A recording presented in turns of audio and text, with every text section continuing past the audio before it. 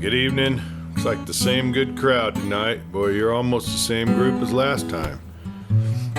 You kind of like these fires, don't you? Well, this is a summer fire, and we got to be a little careful about it. We're small. Everything cleared away. There's no grass or brush or dry trees around. Oh, it's safe for us to have a little fire and a little camaraderie. It's nice. Smoke kind of gets them mosquitoes to stay a bit back. Yeah, you know, and if they do get you, you got to get you some of that BH stop. We'll sell it here. You can talk to Ginger about it. It's in our store there. You can find it. Anyway, I want to tell you a story. While we're having a cup of coffee and visiting, I want to tell you some more of the book, The Untamed. You know, we're in the second book now by Max Brand. We worked our way all the way up to chapter 33. And Dr. Byron shows the truth. On this day of low-lying mists, this day so dull that not a shadow was cast by tree or house or man, there was no graver placed in the room of old Joe Cumberland. Even lamplight was more merciful in the room, for it left the corners of the big apartment in obscurity. But this meager daylight stripped away all illusion, left the room naked and ugly. Those colors of wall and carpet, once brighter than spring, showed now as faded and lifeless as foliage in the dead days of late November, when the leaves have no life, except what keeps them clinging to the twig. And when their fallen fellows are lifted and rustled on the ground by every faint wind, with a sound like breathing in the forest. And like autumn, too, was the face of Joe Cumberland, with a color neither flushed nor pale, but a dull sallow which foretells death. Besides his bed sat Dr. Randall Byron and kept the pressure of 2 fingers upon the wrist of the rancher. When he removed the thermometer from between the lips of Cumberland, the old man spoke, but without lifting his closed eyelids, as if even this were an effort which he could only accomplish by a great concentration of the will. "No fever today, Doc?" "You feel a little better?" asked Byron. "They ain't no feeling, but I ain't hot, just sort of middlin' cold." Dr. Byron glanced down at the thermometer with a frown, and then shook down the mercury. "No," he admitted, "there is no fever." Joe Cumberland opened his eyes a trifle and peered up at Byron. "You ain't satisfied, Doc?" Dr. Randall Byron was of that merciless modern school which believes in acquainting the patient with the truth. "I am not," he said. Murmured the sick man. "And what might be wrong?" "Your pulse is uneven and weak," said the doctor. "Well, I've been feeling sort of weak since I seen Dan last night," admitted the other. "But that news Kate brought me will bring me up. She's kept him here, lad, think of that." "I am thinking of it," answered the doctor coldly. "Your last interview with him nearly killed you. If you see him again, I shall wash my hands of the case. When he first came, you felt better at once. In fact, I admit that you seemed to do better in both body and mind, but the things could not last. It was a false stimulus, and when the first effects had passed away, it left you in this condition. Mr. Cumberland, you must see him no more." But Joe Cumberland laughed long and softly. "Life," he murmured, "ain't worth that much, not half." "I can do no more than advise," said the doctor, as reserved as before. "I cannot command." "A bit peeved, Doc?"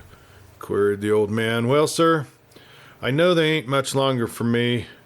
Lord, man, I can feel myself going out like a flame in a lamp when the oil runs up. I can feel life just making its last few jumps in me like the flame up the chimney. But listen to me." He reached out a long, large-knuckled, claw-like hand and drew the doctor down over him, and his eyes were earnest. "I got to live till I see him standing here beside me, hand in hand, Doc." The doctor, even by that dim light, had changed color. He passed his hand slowly across his forehead. "And you expect to see that?" "I expect nothing, only hope." The bitterness of Byron's heart came up in his throat. It will be an oddly suited match, he said, if they marry. But they will not marry. Ha!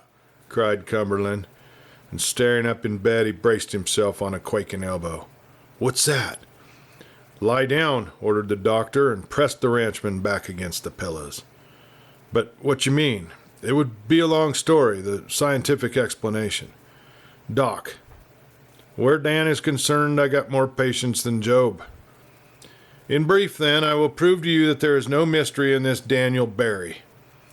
If you can do that, Doc, you're more of a man than I've been guessing for you. Start now. In primitive times, said Dr. Randall Byron, man was nearly related to what we now call the lower animals. In those days, he could not surround himself with an artificial protective environment. He depended on the unassisted strength of his body. His muscular and sensuous development, therefore, was far in advance of that of the modern man. For modern man has used his mind at the expense of his body. The very quality of his muscles is altered, and the senses of sight and hearing, for instance, are much blunted. For in the primitive days, the ear kept guard over man even when he slept, in terror of 1,000 deadly enemies, each stronger than he, and the eye had to be keenly attuned to probe the shadows of the forest for lurking foe. Now, sir, there is a biology, the thing known as the sport. You will have heard that all living organisms undergo gradual process of change, and season by season, year by year, environment affects the individual. Yet, these gradual changes are extremely slow.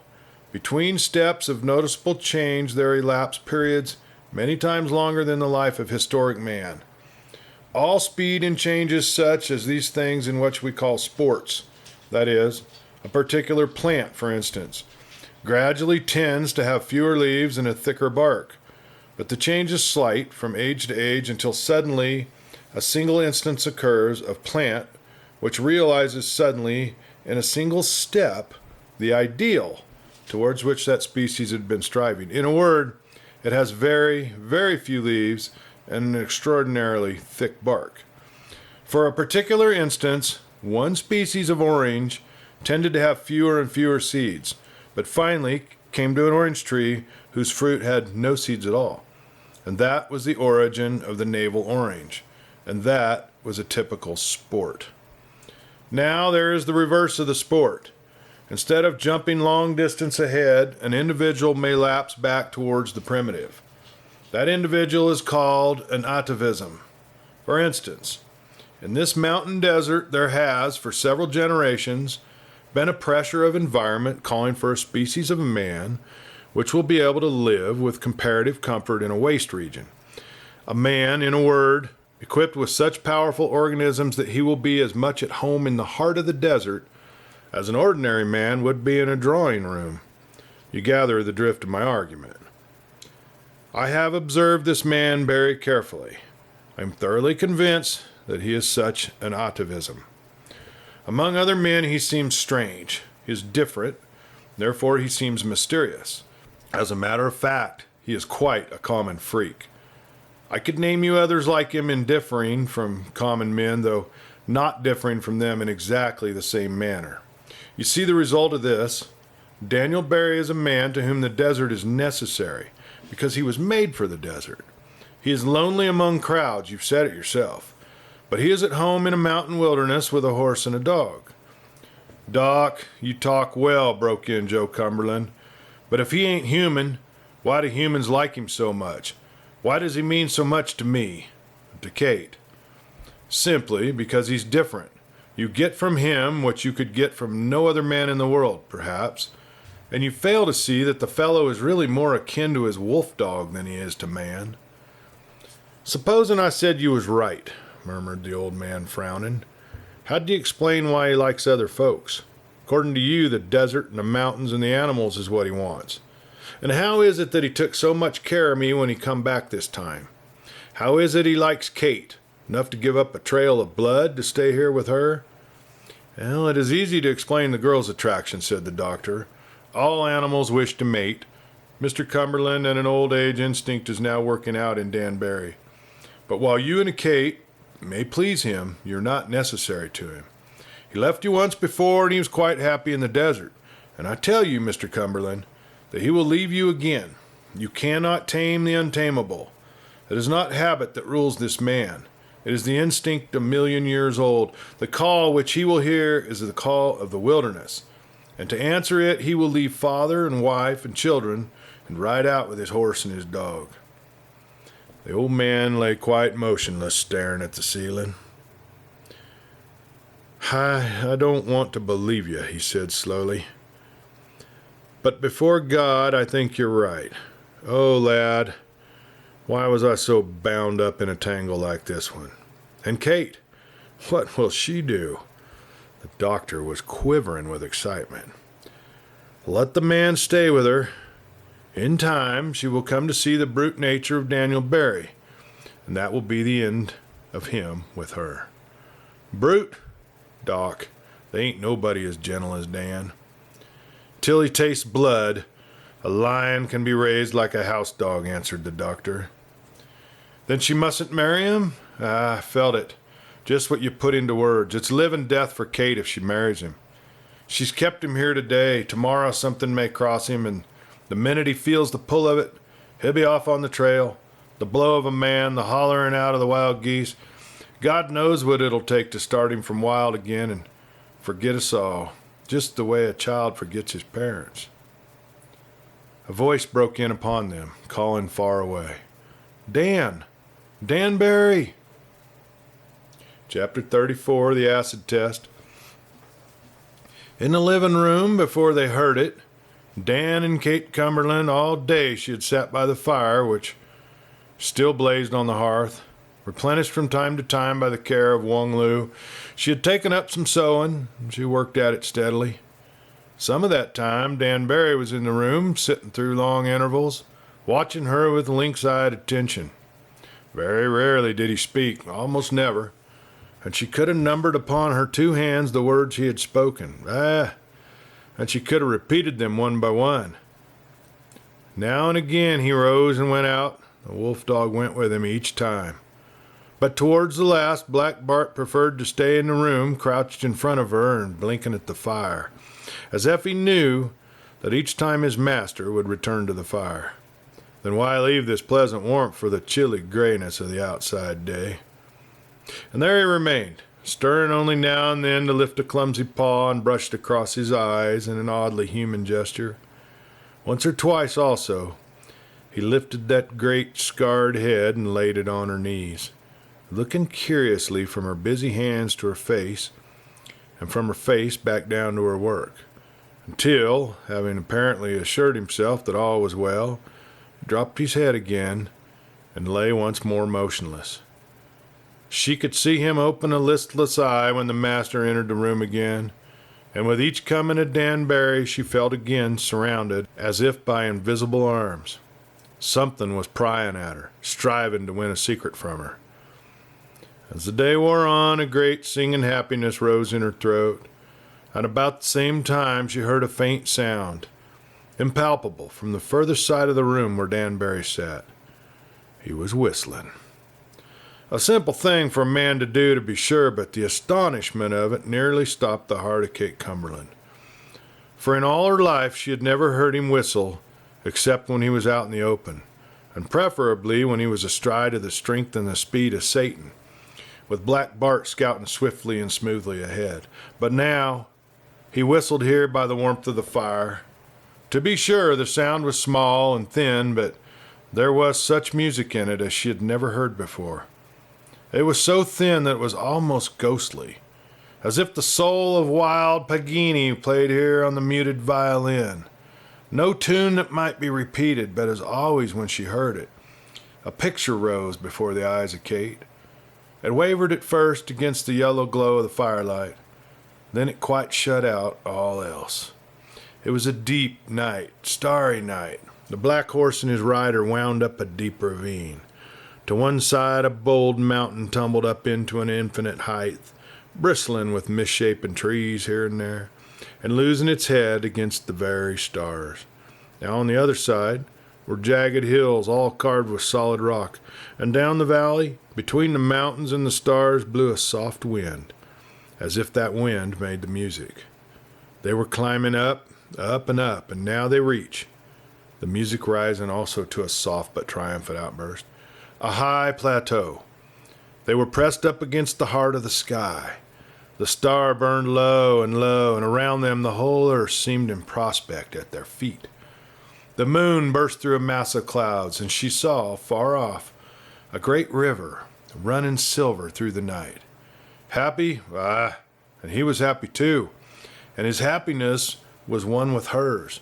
He was not even looking out the window while he whistled, but his eyes were fixed steadily, unchangingly, upon her face. It was then that they heard it. Dan Barry, come out. A hoarse, ringing cry, as of one who is shouting against a great wind. Dan Barry, come out. Dan Barry was on his feet and gliding to the wall when he took down his belt from a nail and buckled it swiftly around him.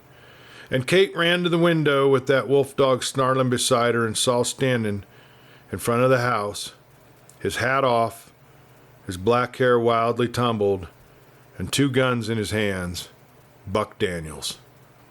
Behind him the tall bay mare stood with her panting and glistening with the sweat of the long ride. She heard a scratching next and saw the wolf dog rear up and paw at the door. Once through that door he would be at the throat of the man outside, she knew.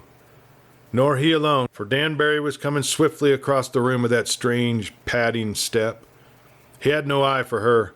He was smiling, and she had rather have seen him in a cursing fury than to see this smile. It curled the upper lip with something like a sneer, and she caught the white glint of his teeth. The wolf dog snarled back over his shoulder to hurry his master. It was the crisis which she had known all day was coming sooner or later. She had only prayed that it might be delayed for a little while, and confronting the danger was like stepping into the path of runaway horses. Fear ruled her with an iron hand, and she swayed back against the wall, supported herself with an outstretched hand. What was there to be done? If she stepped in between him and this man, he would brush her aside from his path and out of his life forever.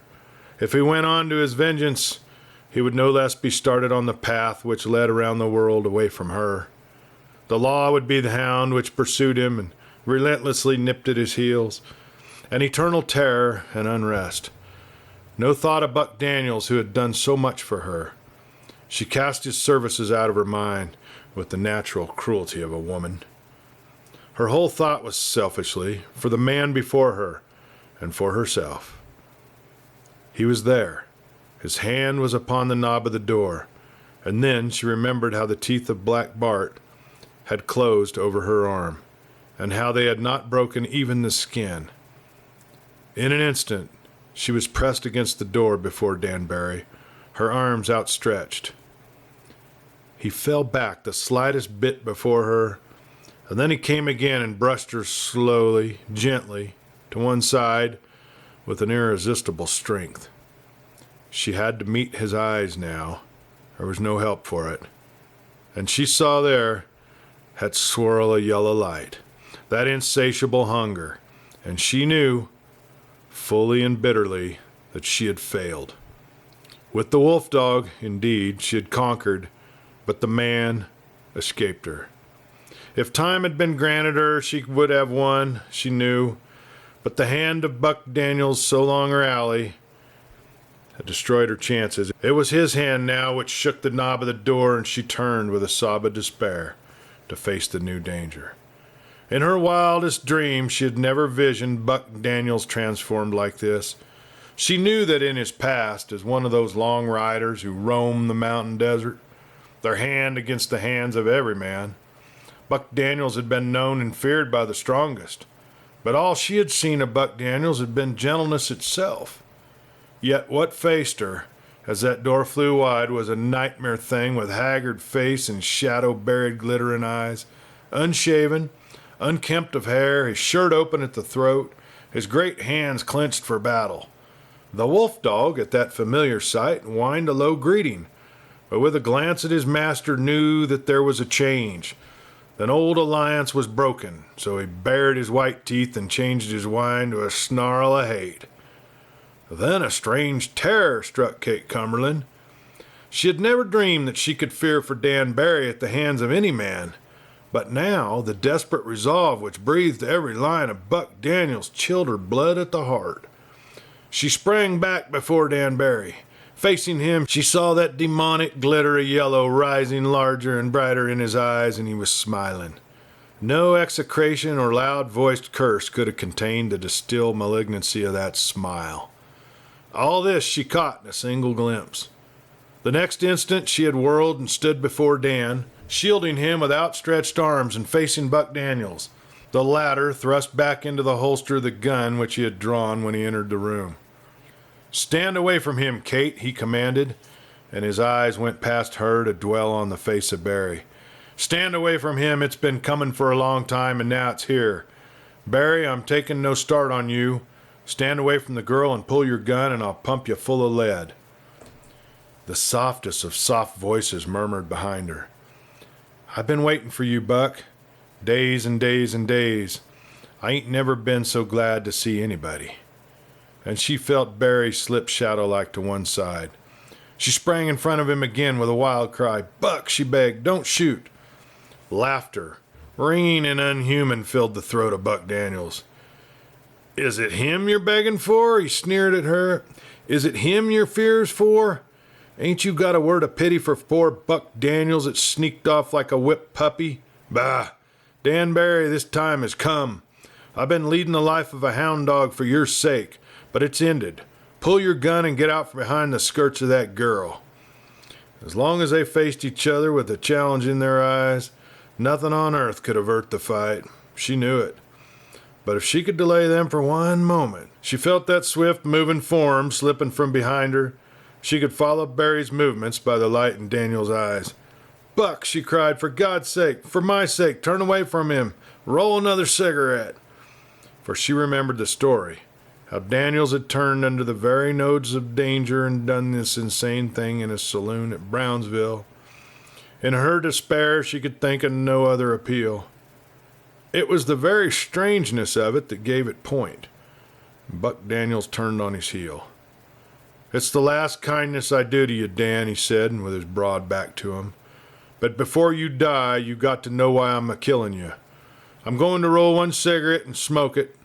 And while I smoke it, I'm going to tell you the concentrated truth about your worthless self, and when I'm done smoking it, I'm going to turn around and drop you where you stand. Do you hear?" "There ain't no need of waiting," answered the soft voice of Barry. "Talking don't mean much." But Kate Cumberland turned and faced him. He was fairly a-quiver with eagerness, and the hate welled and blazed and flickered in his eyes. His face was pale, very pale, and it seemed to her that she could make out in the pallor the print of the fingers of Buck Daniels in that blow many days before.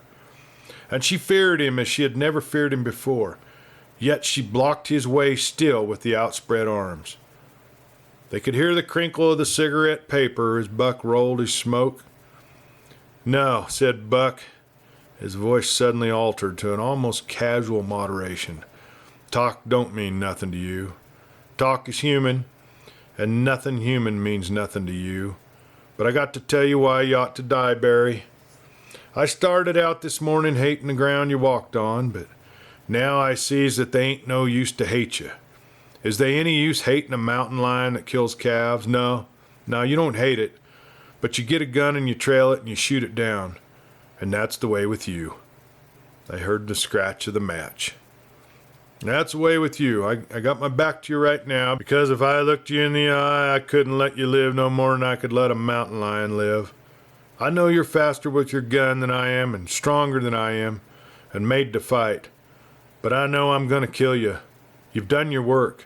You've left hell on both sides of you. It's your time to die. I know it. You've been lying like a snake in the rocks with your poison ready for any man that walks past you. And now your poison is about used up." He paused, and then when he spoke again, there was a ring of exultation in his voice. "I tell you, Dan, I don't fear you. And I know that the bullet in this gun here on my hip is the one that's going to tear your heart out. I know it." Something like a sob came from the lips of Dan Barry. His hands moved out towards Buck Daniels as though he were plucking something from the end of the air. "You've said enough," he said. "You've said plenty. Now turn around and fight." And Kate Cumberland stepped back, out of the line of the two. She knew that in what followed she could not play the part, the protector or the delayer. Here they stood, hungry for battle, and there was no power in her weak hands to separate them. She stood far back. She fumbled with her hands at the wall for support. She tried to close her eyes, but the fascination of the horror forced her to watch against her strongest will. And the chief part of that dreadful suspense lay in the even, calm voice of Buck Daniels as he went on. "I'll turn around and fight soon enough. But Kate asked me to smoke another cigarette, and I know what she means. She wants me to leave you the way I done in the saloon that day. I ain't gonna leave, Dan. But I'm glad she asked me to turn away, because it gives me a chance to tell you some things that you got to know before you go west. Dan, you've been here like a fire that burns every hand that touches you." Inhaled a long breath of smoke and blew it up towards the ceiling. "You've busted the heart of the friend that followed you. You've busted the heart of the girl that loves you." He paused again for another long inhalation. And Kate Cumberland, staring in fearful suspense, waited for that instant when Buck would at last turn and when the shots should explode. She saw that yellow glow was now somewhat mist in the eyes of Barry. He frowned as one bewildered. "Think of her, Dan," went on Buck Daniels. "Think of her wasting herself on a no-good hound dog like you, a no-good wild wolf. My God Almighty, she might have made some good man happy, some man with a heart and a soul. But instead of that, God sent you like a blast across her. You with your damn soul of wind and your heart of stone. Think of it. When you see what you've been, Barry, I wonder you don't go out and take your own gun and blow off your head." "Buck," called Dan Barry, "so help me God, if you don't turn your face to me, I'll shoot you through the back." "I knew," said the imperturbable Daniels, "that you'd come to that in the end. You used to fight like a man, but now you're talking your instincts, and you fight like a hunting wolf. Look at the brute that's slinking up to me there. That's what you are. You kill for the sake of killing, like the beast. If you was a man, could you treat me like you've done? Your damned cold heart and your yaller eyes and all would have burned up in the barn the other night. You and your wolf and your damned hoss. Why didn't I let you burn? Because I was a fool. Because I still thought there was something of the man in you. But I seen afterwards what you was. And I rode off to get out of your way, to keep your hands from getting red with my blood. And then you plan on following me. Damn you, following me. So that, Dan, is why I've come back, to put you out of the world, and I'm going to do it now. Once you've hated to give pain, but if you hurt people, it was because you couldn't help it. But now you live on torturing others. Barry, pull your gun." And as he spoke, he whirled, the heavy revolver leaping into his hand. Still, Kate Cumberland could not close her eyes on the horror. She could not even cry out. She was frozen. But there was no report, no spurt of smoke, no form of a man tumbling blindly towards death. Dan Barry stood with one hand pressed over his eyes and the other dangled at his side harmless, while he frowned in bewilderment at the floor. He said slowly, at length, "Buck, I kinda think you're right. They ain't no use in me. I been remembering, Buck, how you sent Kate to me when I was sick." There was a loud clatter. The revolver dropped from the hand of Buck Daniels. The musical voice of Dan Barry murmured again, "And I remember how you stood up to Jim Silent, for my sake. Buck, what's come between us since them days? You hit me a while back, and since then I've been wanting your blood. But hearing you talk now, somehow, I feel sort of lost and lonesome, like I'm throwing something away that I valued most." Buck Daniels threw out his great arms, and his voice was broken terribly. "Oh, God Almighty, Dan," he cried, "just take one step back to me and I'll come all the way around the world to meet you." He stumbled across the floor and grasped at the hands of Barry, for a mist had half blinded his eyes. "Dan," he pleaded, Ain't things for they once was? Do you forgive me? Why, Buck, murmured Dan Barry in that same bewildered fashion. Seems like we was bunkies once. Dan, muttered Buck Daniels, choking up. Dan, but he dared not trust his voice any further, and turning, he fairly fled from the room. The dazed eyes of Dan Barry followed him, then they moved until they encountered the face of Kate Cumberland. A shock, as if of surprise, widened the lips. For a long moment they stared in silence, and then he began to walk, very slowly, a step at a time, towards the girl. And now, as he faced her, he saw that there was no longer a hint of the yellow in his eyes, but he stepped closer and closer, and he was right before her, watching with an expression of mute suffering that made her heart grow large. He said, more to himself than to her, "Seems like I've been away a long time." "A very long time," she whispered. He drew a great breath. "Is it true, what Buck said about you?" "Oh, my dear," she cried, "don't you see?" He started a little, and taking both her hands, he made her face the dull light from the windows. "Seems like you're kind of pale, Kate.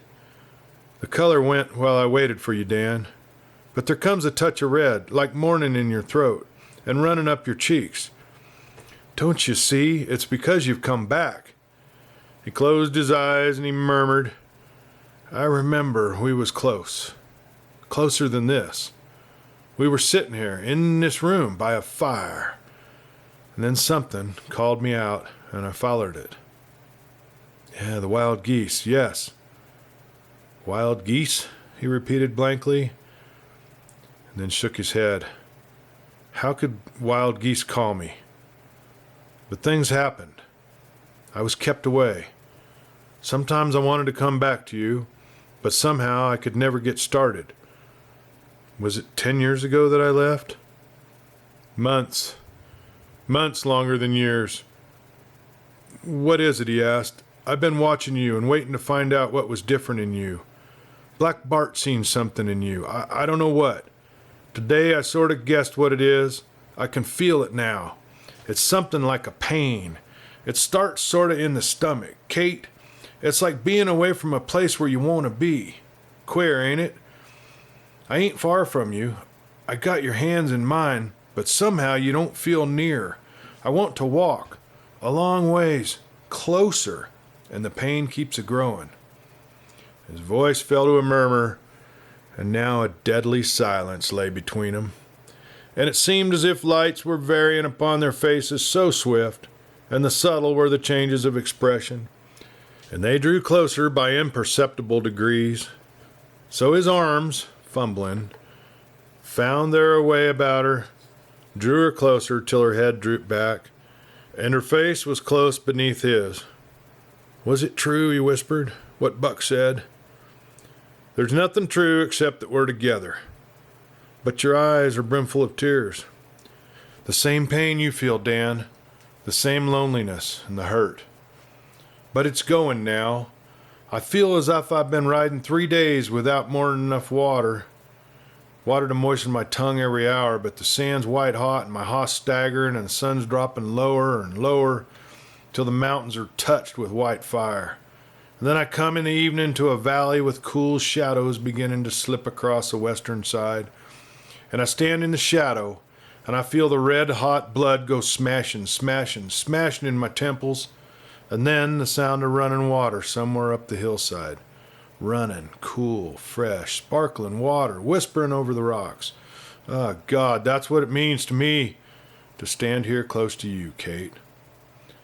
And it's like standing up in the morning on the top of a high hill and seeing the light jump up quick in the east, and there lies all the world at my feet, mile after mile of it. They's a river like silver away off yonder, and they's range after range walking off into a blue nothing. That's what it's like to stand here and look down into them blue eyes of yours, Kate. Miles and miles into them, till I feel as if I seen your heart down there. And they's the rose of the morning on your cheeks, the breath of the morning stirring between your lips. and the light of the rising sun flaring in your eyes. And I own the world. I own the world.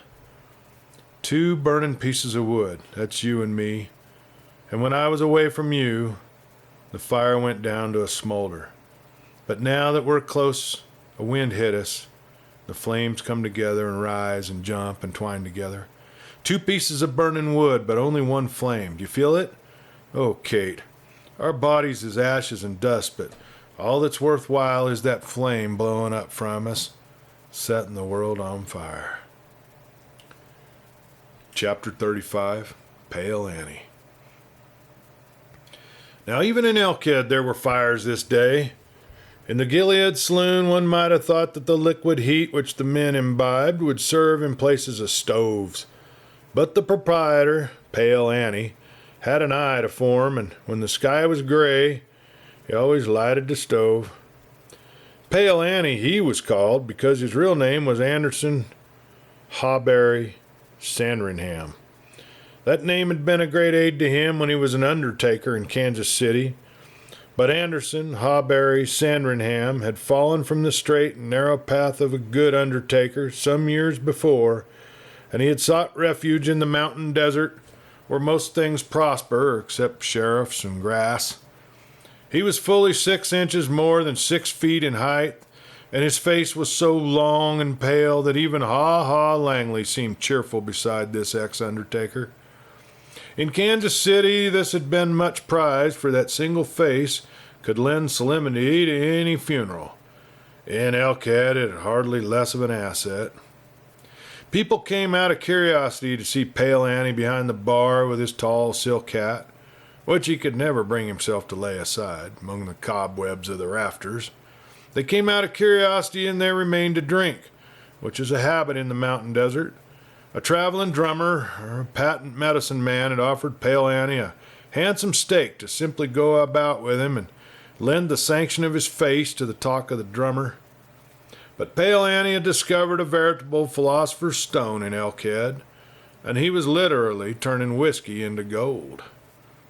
This day was even more prosperous than usual for Pale Annie, for the gray weather and the chilly air made men glad of the warmth, both external and internal, which Pale Annie possessed in this barroom.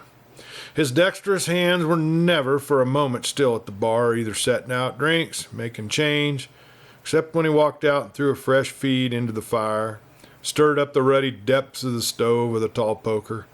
It was so long, indeed, that it might have served even Pale Annie for a cane, and it was a plain, untapered bar of iron which the blacksmith had given him as the price of a drink on the day.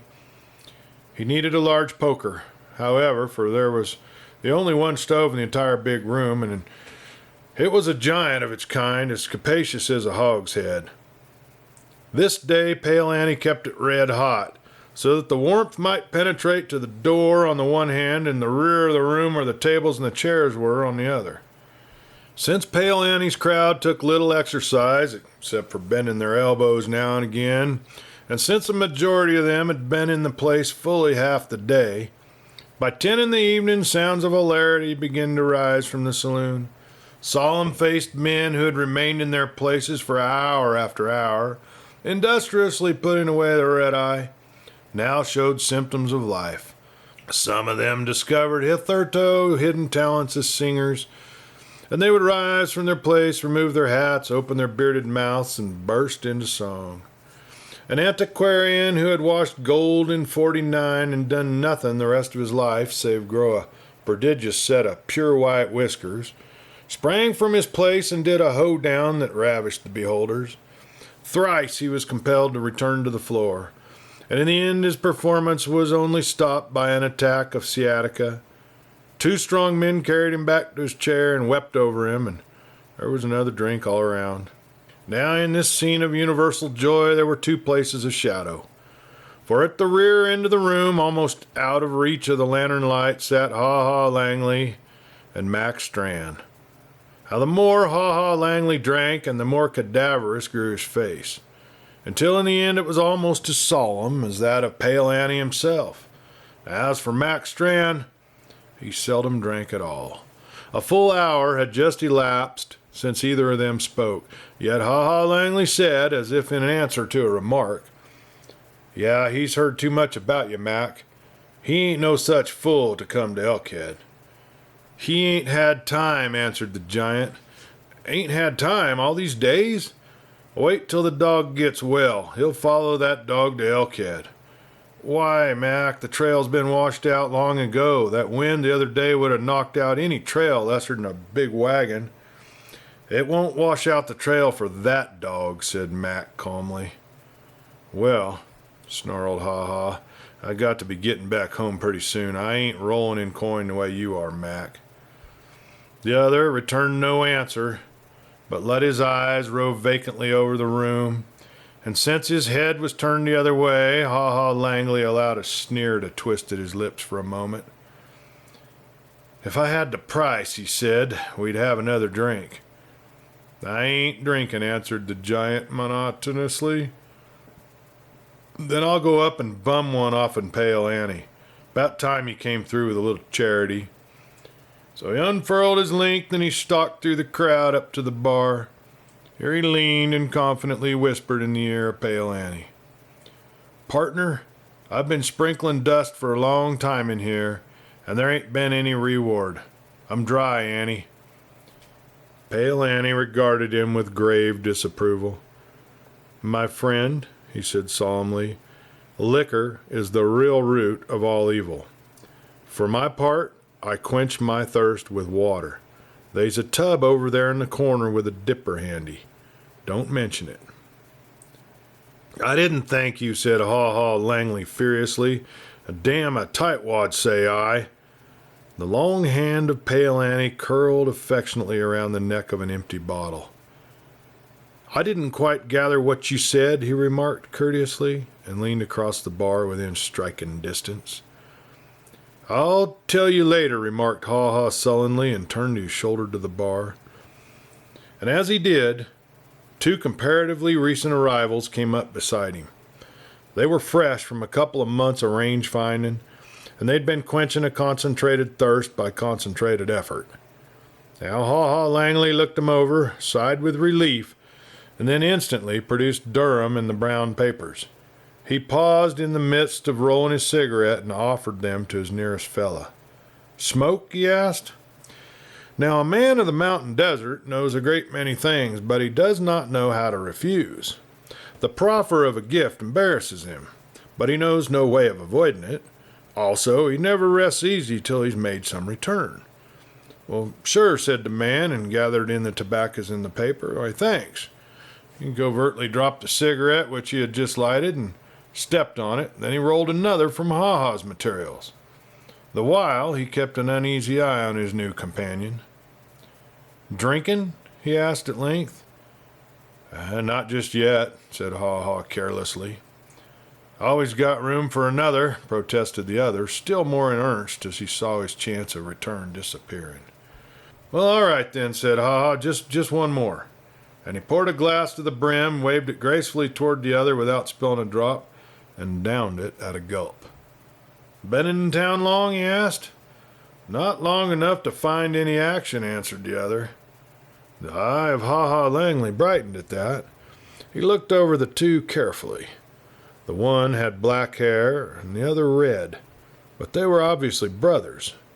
Both tall, thick-shouldered, square-jawed, and pig-nosed. There was Irish blood in that twain. The fire in their eyes could have come from only one place on earth. And Ha-Ha grinned and looked down the length of the room to where Mac Strand sat, a heavy, inert mass, his fleshy forehead puckered into a half-frown of animal wistfulness. "You ain't the only ones," he said to his companion at the bar. "They's a man in town who says they don't turn out any two men in this range that could give him action." "The hell," grunted the one with the red hair. He looked down to his blunt-knuckled hands. "'Smatter of fact," continued Ha-Ha easily, "he's right here now." He looked again towards Mac Strand and remembered once more the drink which Mac might so easily have purchased for him. "It ain't Pale Annie, is it?" asked the black-haired man, casting a dubious glance up down the vast frame of the undertaker. "Him? Not half," grinned Ha-Ha. It's a fat feller down to the end of the bar. I guess he's been drinking some, kind of off his nut." He indicated towards Mac Strand. "He looks to me," said the red-haired man, setting his jaw, "like a feller that ain't any too old to learn one more thing about the range in these parts." "He looks to me," chimed in the black-haired brother, "like a feller that might be taught something right here in Pale Annie's bar room. Anyway, he's got room at the table for 2 more." So saying, the two swallowed their drinks and rumbled casually down the length of the room until they came to the table where Mac Strand sat. Haw Haw Langley followed at a discreet distance and came within earshot to hear the deep voice of Mac Strand rumbling, "Sorry, gents, but that chair's took." The black-haired man sank into the indicated chair. "You're right," he announced calmly. "Anybody could see with half an eye that you ain't a fool. It's took by me." And he grinned impudently at the face of Mac Strand. The latter, who had been sitting with slightly bent head, now raised it and looked the pair over carelessly. There was in his eye the same dumb curiosity which Haw Haw Langley had seen many a time in the eye of a bull, leader of the herd. The giant explained carefully, "I mean, they's a friend of mine that's been sitting in that chair." "Well, if I ain't your friend," answered the black-haired brother instantly, "it ain't any fault of mine. Lay it up to yourself, partner." Mac Strand stretched out his hand on the surface of the table. He said, "I got an idea you better get out of that chair." The other turned his head slowly on all sides and then looked Mac Strand full in the face. "Maybe they's something wrong with my eyes," he said, "but I don't see no reason." The little dialogue had lasted long enough to focus all eyes on that table at the end of the room, and therefore there were many witnesses to what followed. The arm of Mac Strand shot out, his hand fastened in the collar of the black-haired man's shirt, and the latter was raised from his seat and propelled to one side by a convulsive jerk. He probably would have been sent crashing into the bar had not his shirt failed under the strain. It ripped in two at the shoulders, and the seeker after action, naked to the waist, went reeling back to the middle of the room before he gained his balance. After him went Mac Strand with an agility astonishing in that squat, formless bulk.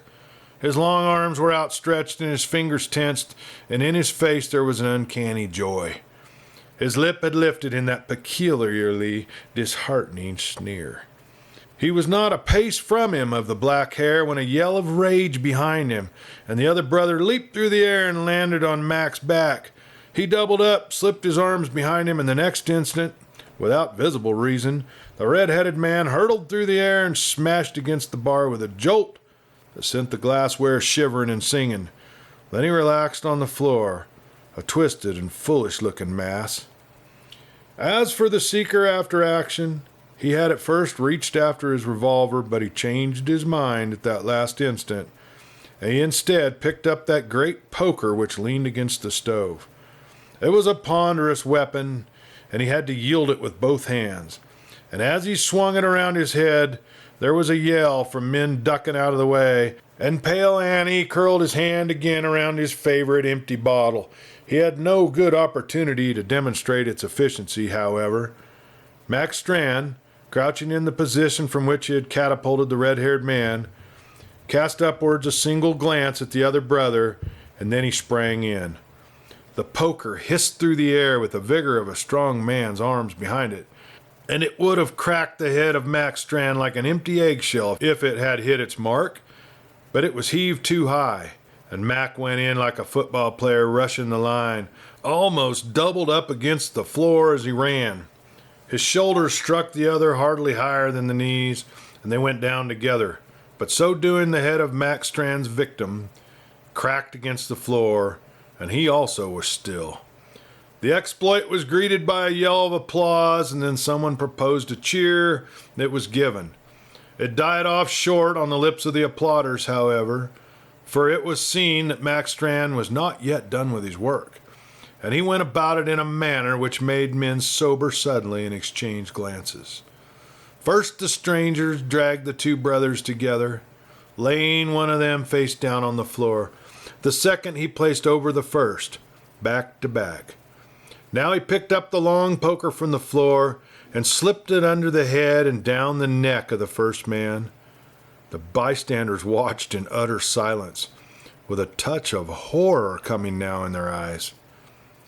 Now Mac Strand caught the ends of the iron and began to twist up on them. There was no result at first. He refreshed his hold and tried again. The sleeves of his shirt were seen to swell and then grow hard and taut with a vast play of muscle underneath.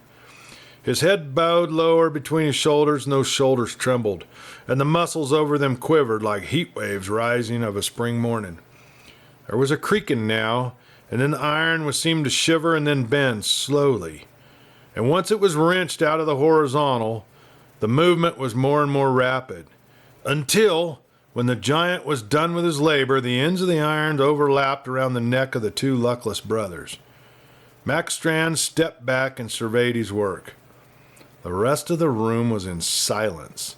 Saving the red-headed man was coming back to consciousness and now writhed and groaned feebly.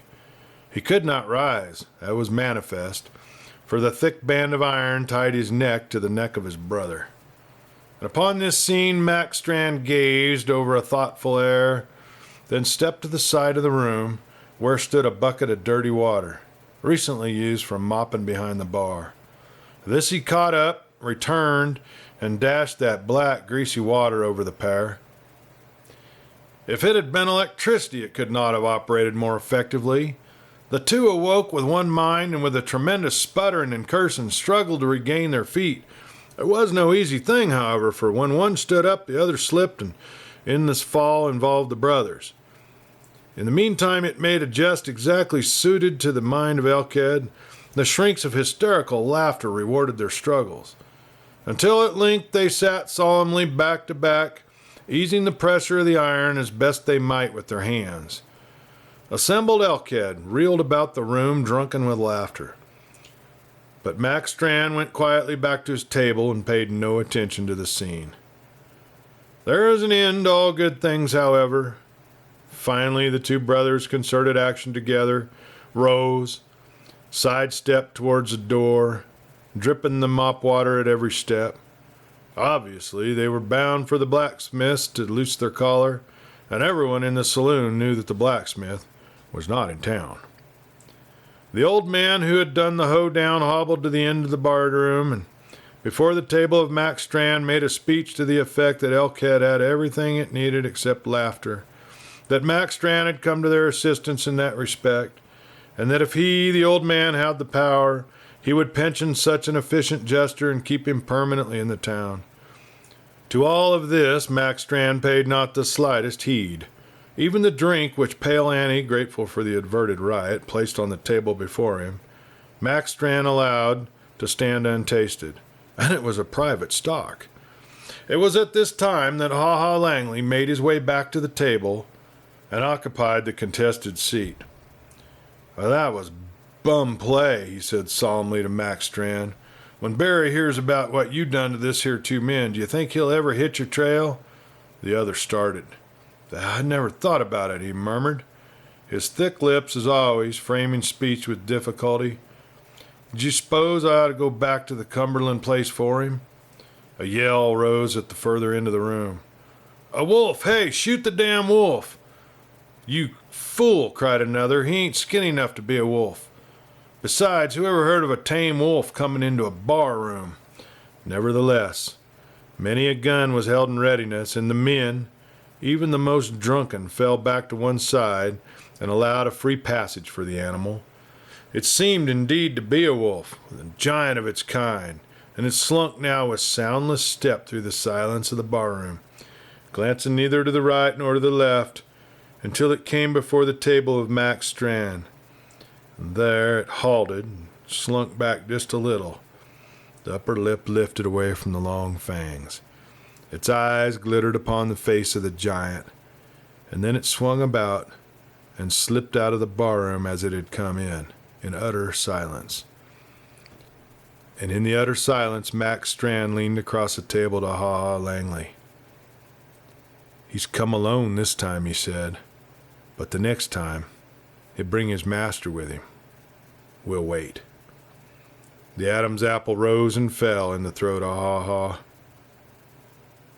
We'll wait, he nodded, and he burst into that harsh, unhuman laughter which had given him his name. Well, this is development. Looks like they're finally going to go face to face. Sounds interesting, folks. Can't wait to tell you that one. Well, maybe the next time we get together, we'll be talking about this story. I sure hope so. I hope to see y'all soon. Hope to see you next time. Until then, well, I'm Clay Steele. You be good.